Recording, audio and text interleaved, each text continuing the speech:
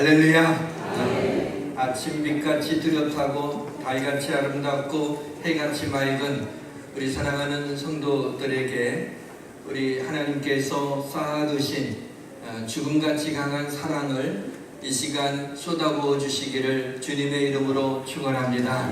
모든 것이 잘 될 것입니다. 우리는 예수님을 믿는 사람들입니다. 예수 잘 믿읍시다. 정말 잘 믿읍시다. 오늘 본문은 마태복음 8장에도 기록되어 있습니다. 두 곳의 말씀을 근거로 말씀을 먼저 시작하도록 하겠습니다. 어떤 백부장에게 사랑하는 종이 병들어 죽게 되었습니다.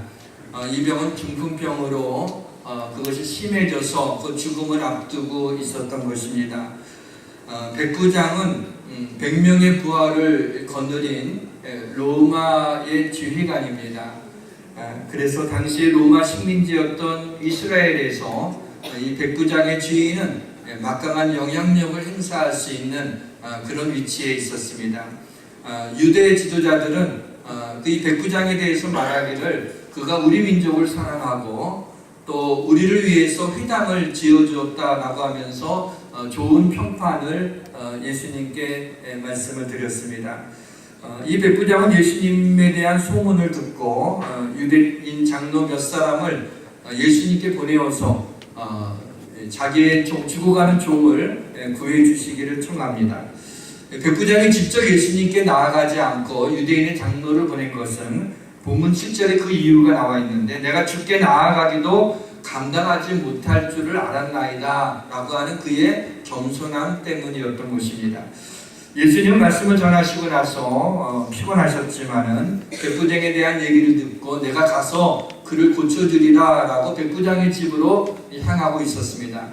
백부장이 주님이 자기 집에 오신다는 얘기를 듣고 또 사람을 보내어서 주여 수고롭게 오시지 말고 내 집에 들어오심을 내가 감당하지 못하겠나이다. 다만 말씀으로만 하옵소서. 그러면 하인이 낫겠나이다.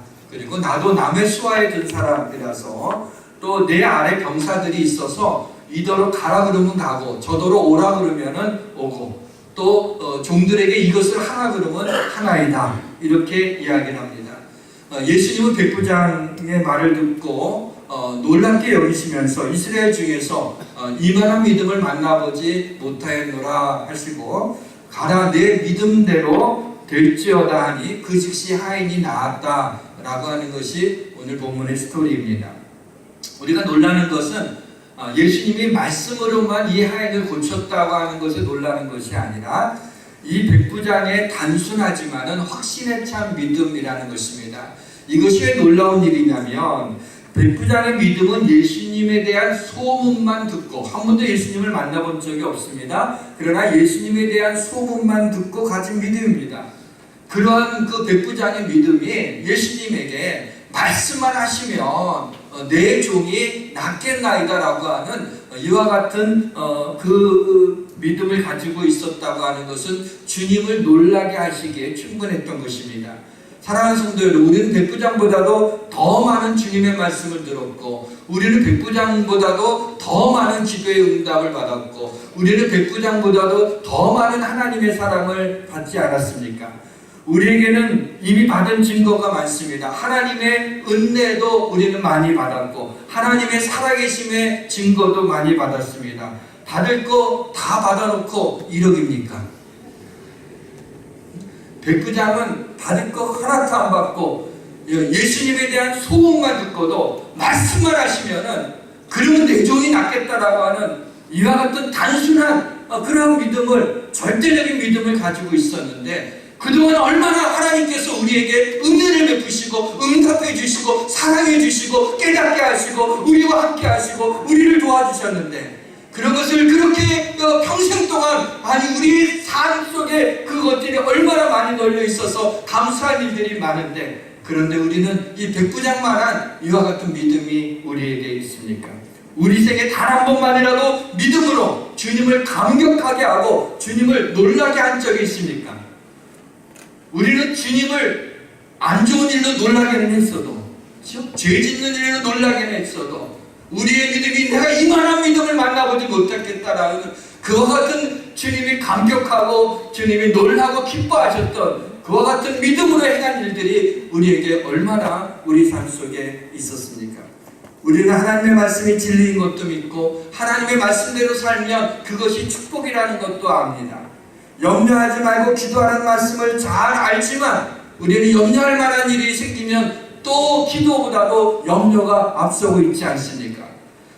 두려워 말라, 놀라지 말라, 내 하나님이 너와 함께하리라라는 이 말씀을 잘 알고 있지만, 아니 아는 정도가 아니라 우리가 분명히 믿고 있지만은 막상 두려운 일이 우리에게 닥치게 되면은 우리는 또다시 여지없이 두려워하고 있는 우리의 모습이 우리에게 있지는 않습니까?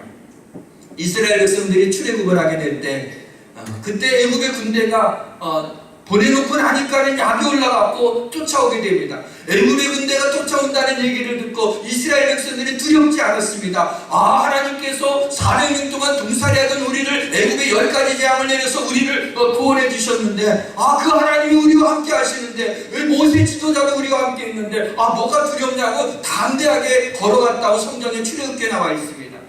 그런데 그 애굽의 군대가 가까이 오게 되었습니다. 그들이 뒤를 돌아서 보게 되니까 애굽의 군대가 눈에 오고 있는 것이 눈에 보이는 거예요.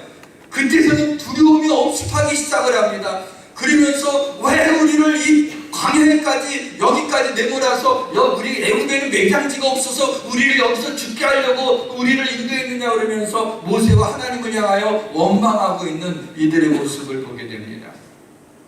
우리도 그렇지 않습니까? 문제가 안 보일 때에는 담대하지만 그리고 믿음으로 산다고 하지만 막상 문제가 우리의 코앞에 닥치면 우리 눈에 그 문제가 보이게 되면 내가 감당할 수 없는 어려운 일이 있게 되면 우리는 갑자기 두렵지 않습니까? 아니 문제가 안 보일 때는 하나님이 우리의 방패가 되어주시고 문제가 우리 눈에 보일 때는 하나님이 우리의 방패가 되어주시지 못하시는 겁니까? 그런 하나님이세요? 우리에게 믿음이 있기는 있는 것입니까? 단순한 믿음이라고 하는 건 단순한 사람의 믿음이 아니에요. 단순한 믿음이라는 것은 진짜 믿음입니다. 하나님을 향한 절대적인 믿음, 그것이 바로 단순한 믿음입니다. 그래서 이 시간에 단순한 믿음이 무엇인지 우리가 두 가지로 함께 생각해 보려고 합니다. 첫째는 단순한 믿음은 하나님께 무조건 순종하는 믿음이 단순한 믿음입니다. 하나님께 무조건 순종하는 거 여러분 힘든 것 같습니까? 그런 것 같으면 한번 암에 걸려보라고 그러면 안 되고 아무튼 암에 한번 걸려보게 되면요, 그러면 암 하나만 걸려도 하나님의 말씀에 무조건 순종하게 됩니다. 거기에 뭔 토를 달아요. 이게 하나님의 말씀이고 나를 향해 하나님이 주시는 말씀이라고 아멘하고 하나님을 붙잡을 수밖에 없어요. 왜냐하면 순종하지 않으면 큰일 날 것 같으니까 암 하나만 걸려도 우리는 하나님께 순종하는 것이 어렵지 않습니다. 하나님께 순종한다는 말이 뭐예요? 하나님의 뜻에 순종한다는 거예요. 하나님의 뜻은 어떻게 할 수 있어요? 하나님의 말씀으로 할 수 있어요. 그러니까 하나님께 순종한다는 말은 하나님의 말씀에 순종한다는 말과 같아요. 그런데 이 하나님의 말씀에는 능력이 있어요. 우리가 이것을 믿게 될 때 순종할 수 있어요. 하나님의 말씀에 능력이 있어요. 그것이 하나님의 뜻이에요. 하나님의 명령이에요. 그러면 순종할 수 있는 것입니다. 여러분, 백부장의 믿음이 단순한 믿음이었어요. 예수님에 대한 소문을 들었어요.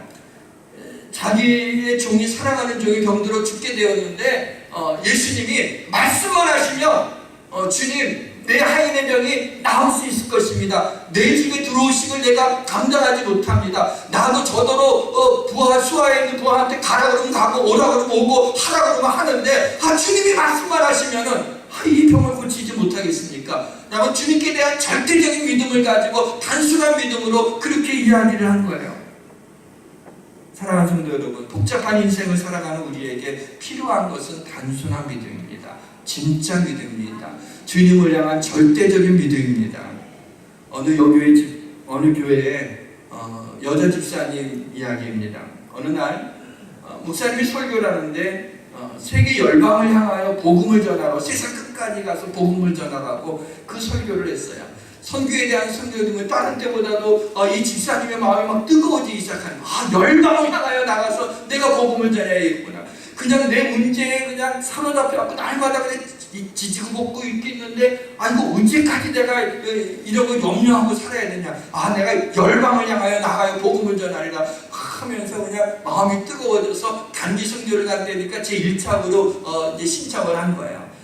근데 문제가 하나 있었어요. 그냥 믿지 않는 남편하고 믿지 않는 시어머니가 그걸 반대하는 거예요. 이제 남편한테 스트 얘기를 한 거예요. 내가 몇 월 달에 단기 선교를 한번 가고 싶다고 이렇게 좀 허락해달라고. 남편이 안 갔으면 좋겠다고. 애들은 어떻게 하고 일주일씩이나 집 비우고 그러면 어떡하냐고 그러는 거예요. 근데 이 남편이 주책맞게 또 지 엄마한테도 얘기를 한 거예요. 근데 시어머니가 또 전화가 왔고 너 뭐 단기 선교라는 뭐 간다며 야 애들 다 그 뱅개치고 가면 되겠냐? 쫙 끊어버려요.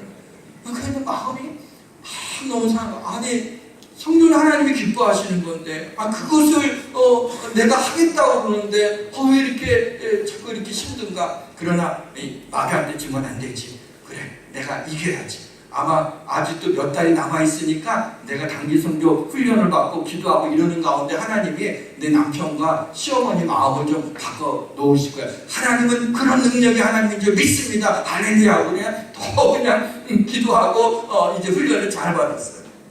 이제 몇 주 남지 않았어요. 한 2주 정도면은 이제 가야 될 때가 있어요. 다시 한번 기도 그냥 조금만하게 하고 막 해서 이제 남편한테 얘기하는 거예요. 여보, 그 전에 내가 얘기했듯이 단기선 그만. 내가 그때 안 된다고 그랬는데 당신 뭐 고집이 세. 안 돼. 그냥 더 말도 못 꺼내게 하는 거야. 근데 그걸 또 주책맞게 또 지 엄마한테 또 얘기했나 봐요.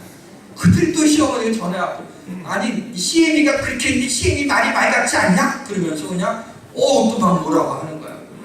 너무 마음이 괴로웠어요. 그래서 하나님 분명히 선교 나가는 건 하나님의 뜻이라고 믿고 내 마음이 뜨거워져서 내가 그렇게 했는데 하나님이 그 길을 열어주셔야 되는데 왜 가족들이 다 반대랍니까?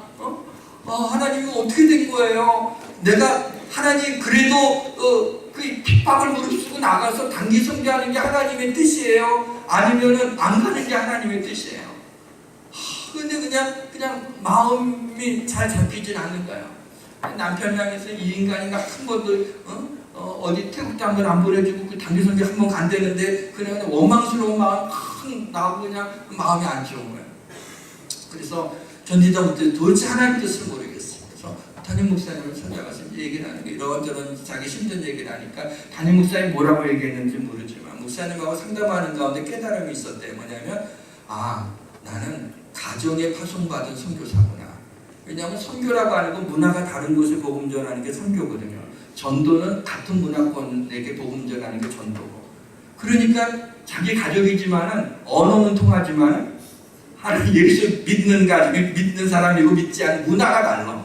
그러니까 내가 이 가정의 선교사로 하나님이 나를 파송했나 보다. 그래서 이제 선교 가지 않고 이제 가정에 가는. 근데 이 사람이요 단기 선교 이제 간증을 하는데. 단기 선교를 갔다 온 사람이 간증한 게 아니라 단기 선교를 안 간 이 여집사님이 단기 선교 그 간증을 교회에서 하게 된 거예요. 이런 간증이었어요. 저는 열방, 목사님 말씀을 듣고 마음이 뜨거워져서 열방을 향해서 복음을 전해야겠다는 그런 그 마음을 갖고 사명감을 가졌었습니다. 그래서 어떻게든지 하나님께서 그 길을 열어주실 거라고 했지만 가족들의 심한 반대에 부딪혀서 제가 못 가고 열방이 먼 데 있는 게 아니라 우리의 가족들이 열방이구나 이렇게 생각하며 가지 않고 제가 남편과 시어머니에게 이런 문자를 보냈습니다. 여보, 내가 당신의 고집을 꺾으려고 하는 게 아니고 또 내가 내 고집을 세우려는 것이 아니라고. 그래서 미안하다고 그리고 사랑한다고 그렇게 이제 남편한테 문자를 시어머니한테 어머님 제가 부담스럽고 불편하게 해드려서 너무나 죄송하다고 제가 단기 선교를 꼭 가려고 했지만 가지 않고 어머님 말씀대로 가지 않고 집에서 애들 잘 돌보겠습니다 이렇게 문자를 보냈어요. 이 남편하고 이제 시어머니가 마음이 녹은 거예요. 그러면서 너무 미안한 거예요. 이 자기 아내와 그 며느리한테 그렇게 가려고 막 했던 걸 그런 적 한 번도 없었는데 모처럼 한번 얘기한 건데 그냥 막 안 된다고 했으니까 이제 마음이 안 좋은 거예요. 그래서 며느리를 좀 달래고 싶은데 이거 뭘로 달래야 되나? 며느리 가장 좋아할 게 뭔가? 다이아몬드 오케럿이냐? 아니면은 교회에 우리가 나가준다는 걸 거냐? 뭐겠어요?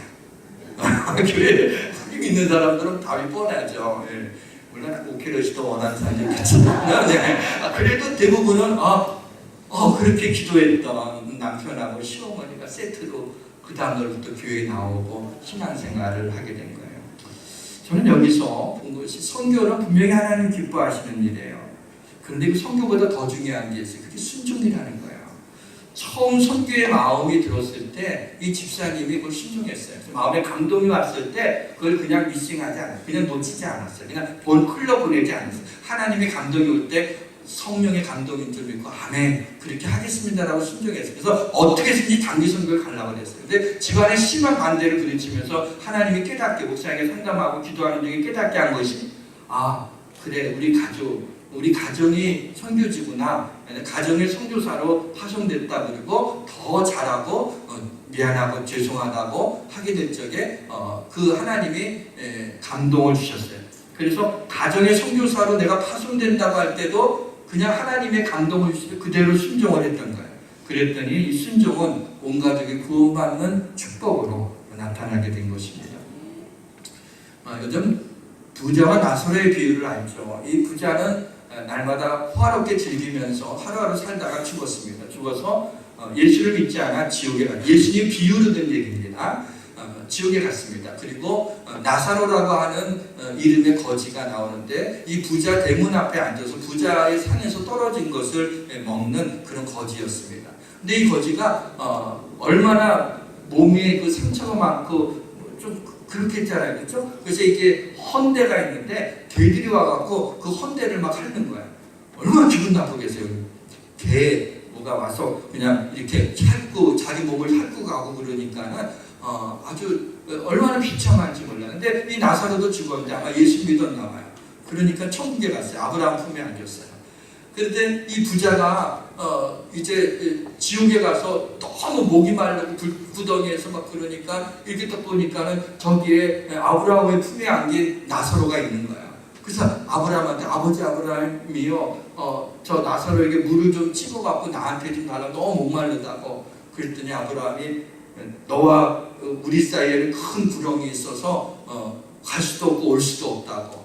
그랬더니 할 수 없이 이제 포기하고 그러면 내 형제들이 5이나 있는데 나하고 똑같이 하나님을 알지 못하니까 이 죽은 나사로를 좀 보내서 진짜 이런 곳이 있다. 죽어봤더니 정말 천국과 지옥이 있다는 걸 알려주고 내가 여기 와갖고 고생당한다는 거 알려줘서 내 형제들은 여기 오지 않게 해달라고 그렇게 좀 전해달라고 그랬어요. 그랬더니 아브라함이 하는 얘기가 모세와 선지자들이 있어서 그들이 다 말씀을 다 전하고 있다. 모세와 선지자라는 것은 모세 오경과 선지서 구약 성경을 가리키는 거예요. 그러니까 하나님의 말씀을 전하는 자들이 있다. 그들이 말씀을 전하니까 그걸 믿고 하나님 앞에 오게 될 거다 그랬더니 나사로가 아니라고. 나사로가 아닌 죽은 부자가 아니라고. 그렇게 갖고는 나도 안 믿었지만 그들도 안 믿는다고. 그러니까 나사로가 죽었다 살아난 사람이 가고 얘기하게 되면 그거 믿지 않을 거냐. 그랬더니 아브라함이 뭐라 그러냐면 모세와 선지자들 보냈는데 그들의 말을 듣지 않는 자들이 죽었다 다시 살아난 나사로의 말을 듣는다고 해서 하나님을 믿지 않는다. 이런 얘기를 해요. 자, 여기에서 무엇을 여기서 얘기하고 있는 걸까요? 하나님의 말씀에 능력이 있다는 거예요. 그 말씀이 믿어지게 하는 하나님의 역사가, 하나님의 능력이 그 말씀에 있다는 것을 이야기하고 있는 것입니다. 말씀의 능력은 말씀을 듣기만 해도 믿음이 생기고 그 믿음은 구원을 받게 하고 그 믿음은 세상을 이기는 믿음이 되고 그 믿음은 하나님의 축복의 약속을 받는 믿음이 된 줄 믿으시길 바랍니다. 왜 믿음이 있는 사람이 있고 믿음을 갖지 못하는 사람이 있습니까? 믿음을 가지기 힘든 것은 말씀을 듣지 못하기 때문입니다. 아마 만약에 이런 일은 있어서는 안 되겠지만은 만약에 여기 있는 우리들이 한 20년 동안 말씀을 듣지도 못하고 보지도 못하고 예배를 드리지도 못하고 기도하지도 못하고 찬양하지도 못하고 신앙하고 전혀 상관없이 20년 동안 살면은 그 이후에 어떻게 될 것 같아요? 아마도 우리가 가지고 있는 믿음들은 저 추억으로 남아 있을 것입니다. 뭐냐면 믿음은 들음에서 나며 들음은 그리스도의 말씀으로 말미암기 때문입니다. 그래서 믿음을 가지기 힘든 것은 말씀을 듣지 못하기 때문에 예배에 자꾸 빠지면 믿음이 항상 시계추처럼 왔다 갔다 하는 거는 그 믿음은 죽을 때까지 그래요. 왜냐하면 말씀을 좀 들어서 조금 깨닫다 그 다음 주에 안 하고 또 다시 세상에다 쏟아버리고 그러다가 그래도 한번 나가야지 좀 왔다가 쏟아버리고 이 시계추야. 항상 흔들을 거기서 계속 흔들기만 하지 항상 그 자리에 앉아있어요. 그럴 수밖에 없어요. 그런데 말씀을 듣지 못한 것은 왜 그러냐? 불순종의 영이 그들을 사로잡혔기 때문이에요. 고린도서 4장 4절에 이 세상의 신이 믿지 않은 자들의 마음을 혼미하게 하여. 세상의 신이 뭐예요? 악한 영 사단이에요. 우리 믿지 않은 사람을 혼미하게 해서 그 말씀을 듣고 싶지 않게 하는 거예요. 듣기를 원치 않게 하는 거예요. 사랑하는 성도 여러분, 이 말씀에는 능력이 있습니다. 하나님의 말씀이기 때문에 하나님의 말씀이니까 무조건 믿는 믿음으로 말씀대로 이루어지게 되는, 믿음대로 이루어지게 되는 능력을, 은혜를, 축복을 받으시기를 주의 이름으로 축원합니다. 아프가니스탄의 어떤 자매가 이제 선교사로 자기가 헌신하고 싶어서 한 1년 동안 자기가 다니는 직장을 휴직을 하고, 이 자매가 결혼하지 않은 자매지만 이제 나이는 좀 있었어요.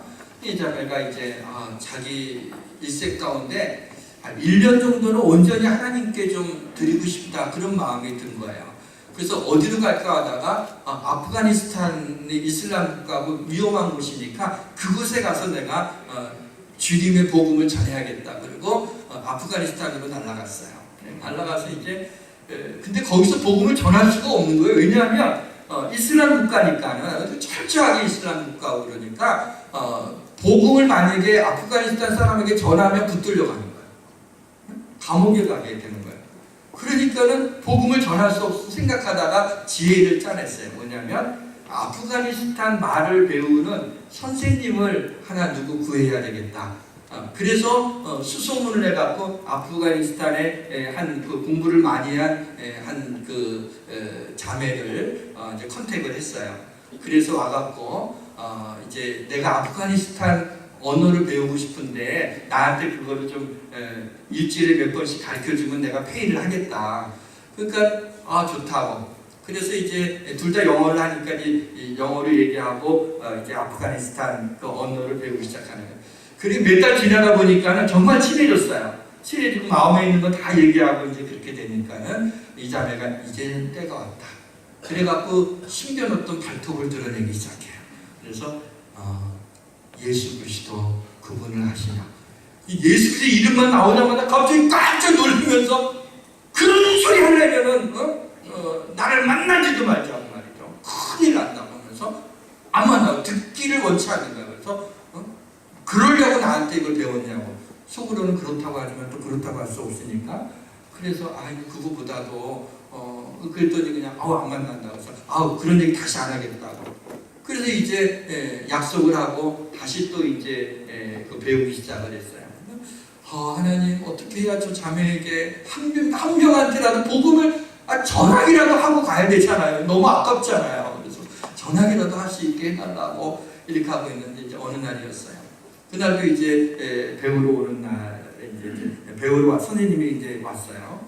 아프가니스탄 그 자매가 왔는데 이제 이 자매는 화장실에 잠깐 들어가서 볼일을 보고 있었을 때요. 근데 이제 집에 먼저 좀 일찍 온 거예요. 근데 성경을 읽고 나서 큐티한 것을 영어로 써놓은 것을 이렇게 쭉 이렇게 되어 있는데 이 아프가니스탄 자매가 딱 이렇게 들어와서 이제 어디냐고 화장실 좀만 기다리라고 안 왔다고 기다리겠다. 근데 심심해서 딱 보니까 책상 위에 뭐가 이제 써있는데 자매가 일기처럼 써있는 게 있어서 그걸 쭉 읽는데 감동이 되는 거야. 거기에 이제 자기 신앙 고백이 써있는데 감동이 돼서 이제 화장실에서 나오니까는 이거 어디서 인용한 거냐고, 뭘 보고 쓴 거냐고 그랬더니 바이블을 보고 성경을 보고 내가 이걸 썼다고. 성경에 이렇게 좋은 내용들이 있냐고. 그렇다고. 그럼 나도 성경을 좀 읽고 싶다고. 이게 웬일인가? 그래서 그러냐고. 그래 성경을 이제 몇 번 며칠 이제 같이 읽게 됐어요. 그런데 갑자기 그때 좀 사태가 하나 일어났어요. 그때 아마도 그 김선일 형제인가요? 그렇게 선교하다가 어느 생물교회에서 10여 명이나 납치당하고 그런 일이 있었잖아요. 그래서 한국에서 다 이제 귀환하라 이런 그게 다 떨어졌어요. 그러니까 거기에 아프가니스탄에 있을 수가 없어요. 너무 위험하다고 한국 사람들 다 철수 다 오라고. 그러니까 이제 돌아가야 되는데 이제 성경을 이제 이야기하고 이제 복음을 전할 때가 됐는데 9장 느닷없이 들어오라 그러니까는 좀 상심이 됐지만 어떻게 할 수가 없으니까 그냥 그 영어로 된 성경책만 남겨놓고 그냥 돌아왔어요. 그리고 나서 이제 연락을 못하고 잊어버렸다. 1년 뒤에 안부 전화하느라고 전화했더니 첫 마디가 거기서 아프가니스탄 자매가 나도 너와 똑같은 사람이 됐다 그러더라는 거예요. 뭔 얘기인지 알죠? 예수를 믿게 되었다는 거예요. 여러분 하나님의 말씀 성경책만 덩그러니 놓고 왔는데 그 말씀을 읽으면 말씀의 능력이 이 아프가니스탄의 그 굳은 그 벽을 뚫고 그 이슬람을 뚫고 복음이 들어가서 그 자매가 구원을 얻는 그런 놀라운 역사가 일어나게 된 것입니다. 우리가 몇 년 전에 일본에 가서도 이 복음을 전한 적이 있어요. 선교를 일본에 간 적이 있지 않습니까? 우리 청년들 중심으로 해서는 이제 도쿄 거리에 나가서 막 그 찬양하고 퍼포먼스하고 복음을 막 전했어요. 일본말로 적은 걸 가지고. 그래서 저와 우리 집사님, 권사님 몇 분은 우리 이금희 집사님 그 집에서 그 이웃들을 초청해서 복음을 전하는 거예요. 이제 일본말을 모르니까 이제 우리 일본에 살다 온 분들이 몇 분 계셔서 제가 그분들 도움을 받아갖고 이제 복음을 일본말로 적어달라고. 그래서 그걸 한글로 적어갖고 이렇게 그걸 써놓고 이제 복음을 전해야 되잖아요. 그래서 이제 어떤 한 토끼상이라고 그러더라고요. 토끼상한테 이걸 보시라고 하면서 내가 그 일본말을 읽었어요. 복음을 전하는 거예요. 뭐 당신은 죄인입니다. 뭐 이러면서 시작해갖고 복음을 전하는데 제 발음이 얼마나 안 좋겠어요. 그걸 한국말로 적어갖고 처음 일본말로 하니까 막 발음 엉터리죠. 그런데 그래도 무슨 뜻인지는 알겠나 봐요. 그래서 그렇게 듣는데 너무 진지하게 듣는 거예요. 내가 예수 믿으라고 전하는데 믿을까봐 놀라는 거예요. 내가. 이게 뭐지 이 사람이?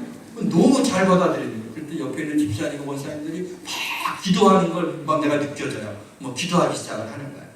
그래갖고 다 전해갖고 이 예수 그리스도를 당신의 구주로 영접하시겠습니까? 네, 아멘. 내가 놀랐어요. 진짜요? 네. 제가요 그 전에 일본 선교사님이 10년을 해도 한 명은 구원하기 힘들다는 얘기를 들었는데 어떻게 이런 언어가 그냥 보고 한국말 읽었던 내가 그걸 전하는데 그 순간에 그걸 받아들일 수 있느냐는 거죠. 막 저 놀래고 같이 기도했던 권사님이나 주사님들이 울고 막 난리가 아니었어요.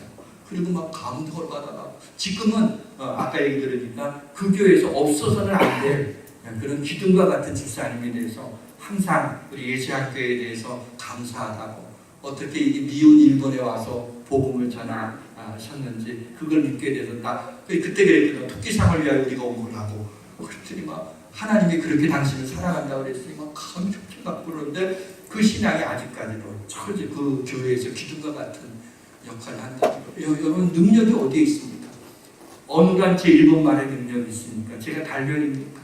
아무것도 모르고 지금은 아무것도 기억이 안 나지만 하나님이 그 순간에 성령이 역사하셔서 복음의 능력을 더하니까 그 영혼이 구원받는 것이 아니겠습니까? 이처럼 복음의 능력이 있습니다. 고린도후서 2장 20절에 하나님의 약속은 얼마든지 그리스도 안에서 이해가 되니 그런즉 그로 말미암아 우리가 아멘하여 하나님께 영광을 돌리게 하느니라.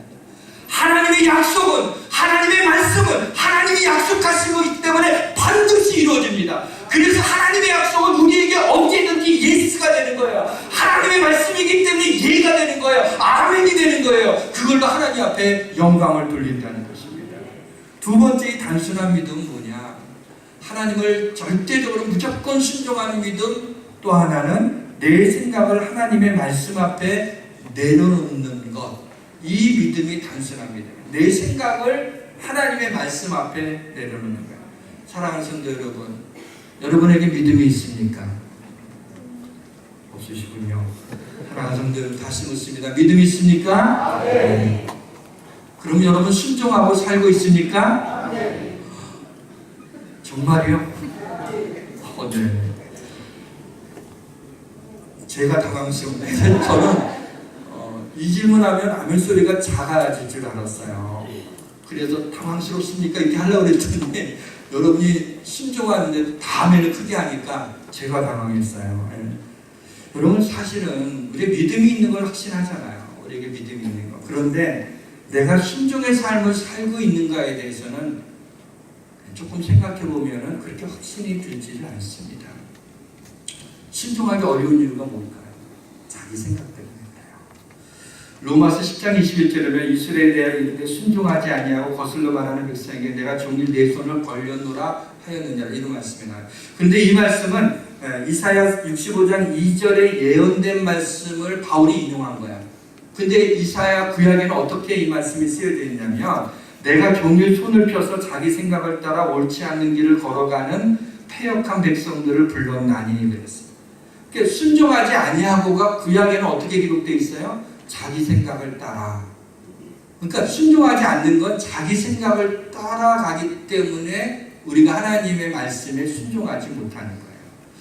말씀에 순종하기 힘든 이유가 하나님의 말씀을 신뢰하지 못해서가 아니라 자기 생각이 하나님의 말씀보다 더 크기 때문에 그 말씀에 순종하지 못하는 겁니다.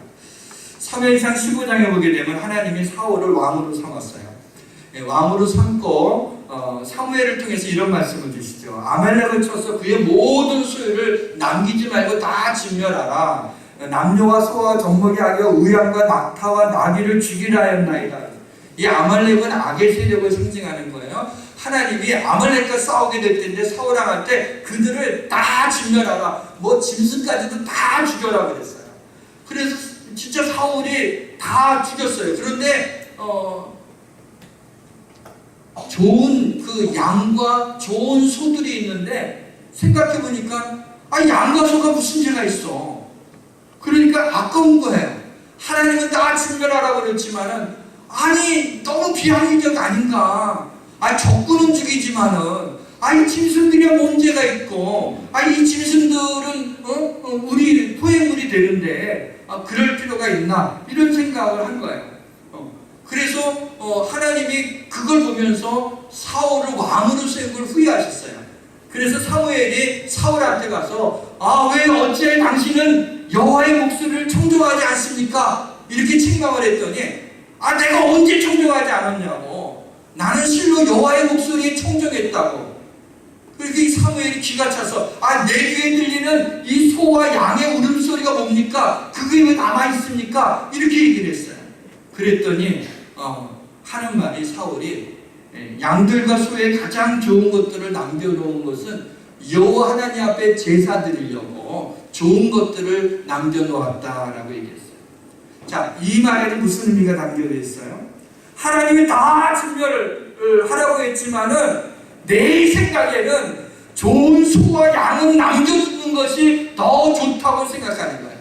하나님은 다 진멸하라고 했지만 내 생각에는 왜 그걸 다 진멸하냐고 하나님의 말씀에 내 생각이 먼저 앞서게 될 때 하나님이 사울을 버린 거예요. 여러분 무서운 이야기입니다. 우리가 신앙생활하면서 하나님이 이렇게 말씀하고 있는데 그 말씀을 듣지만은 그래도 꼭 그렇게 신앙생활 해야 되나?